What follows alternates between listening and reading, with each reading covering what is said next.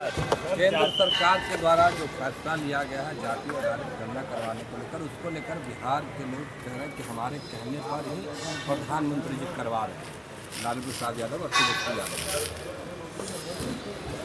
देखिए, प्रधानमंत्री जी करवा रहे हैं, अगली जनगणना के साथ ही जातीय जनगणना भी होगी।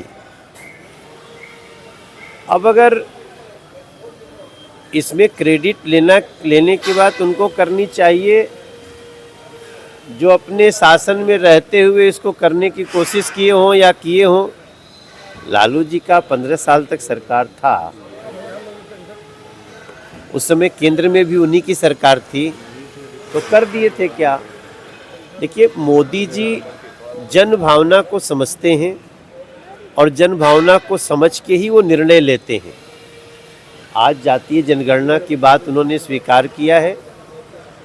इस देश में बहुत राजनीति हुई इस लाइन पे, लेकिन नरेंद्र मोदी जी सिर्फ मुद्दों पर राजनीति नहीं करते हैं, बल्कि लोगों की भावना होती है तो उसको मान लेते हैं। आज मान लिया है और बिहार का बच्चा बच्चा आज नरेंद्र मोदी जी और एनडीए के साथ है। तेजस्वी यादव का कहना लालू है, यादव ने ट्वीट भी किया है और तेजस्वी यादव ने रिपीट भी किया है उस चीज को कि लालू यादव ने कहा था कि संघियों के कान पकड़ करके जातीय जनगणना कराएंगे। कैसे देखते हैं इसको सर? मैं वही बात बोल रहा हूँ, अगर उनको सच में जातीय जनगणना करानी होती तो जब वो पूरे केंद्र में मंत्री थे, यहाँ भी उनका राज्य था, तो कर दिए होते, तब भी जनगणना हुई थी। लेकिन जनगणना मोदी जी को ही करानी पड़ी और जातीय जनगणना भी उनको कराने का निर्णय लेना पड़ा, तो अब ये लोग विधवा विलाप करते रहे। कई ऐसे अभी और मुद्दे हैं जिस पर मोदी सरकार को झुकना होगा और हमारे एजेंडा पर काम करना होगा।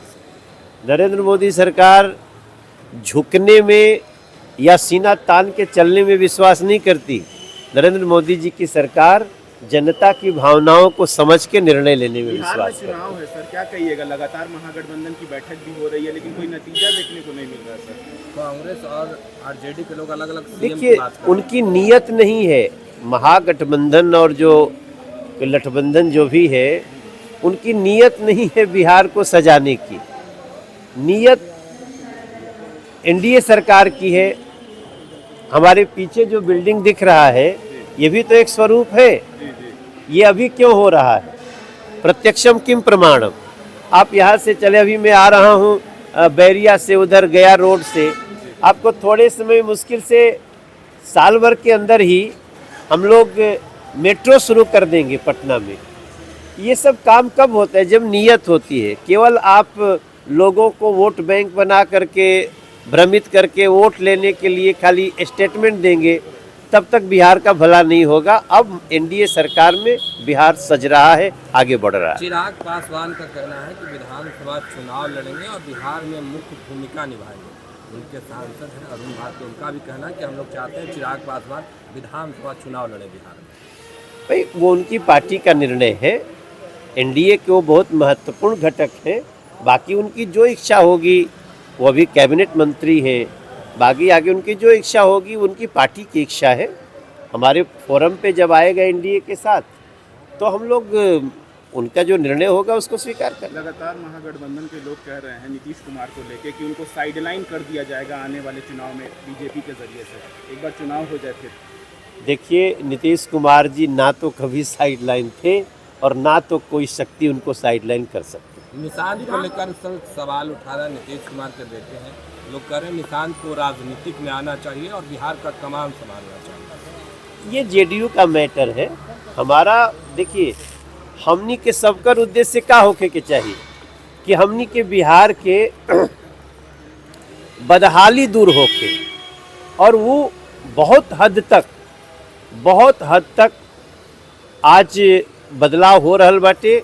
एगो और 5 साल हम बिहार के लोगन से सिर्फ इतना कहब, हम आपके मनोज तिवारी आपके बच्चा बानी, भले दिल्ली से हम सांसद बानी, सेवा में तो रौरे बानी, हम रौरे कारण हम वहाँ भी बानी। हम आप लोग से सबसे प्रार्थना करो बिहार से एक बार फिर एनडीए सरकार। सर, बिहार में एक सर्वे होता है जिसमें लोकप्रिय मुख्यमंत्री के रूप में तेजस्वी यादव नंबर 1 पे आ रहे हैं। भाई, अब तेजस्वी यादव जी के कब मौका नहीं खे मिलल। उनका के उनका पिताजी के वहाँ के पिताजी तभी तनी सा स्वस्थ बानी, जल्दी स्वस्थ हो जाई, हम ओकरा खातिर हमहूँ भगवती से प्रार्थना करब। लेकिन ई लोग अब सब मौका ले के खो देले बाटे। अब ये हमारी एनडीए सरकार और एनडीए में बहुत बड़ स्तर पे बिहार के सजावे बढ़ावे खातिर हमनी के काम करल। सर, पवन सिंह को लेकर चर्चाएं हो रही कि फिर से बीजेपी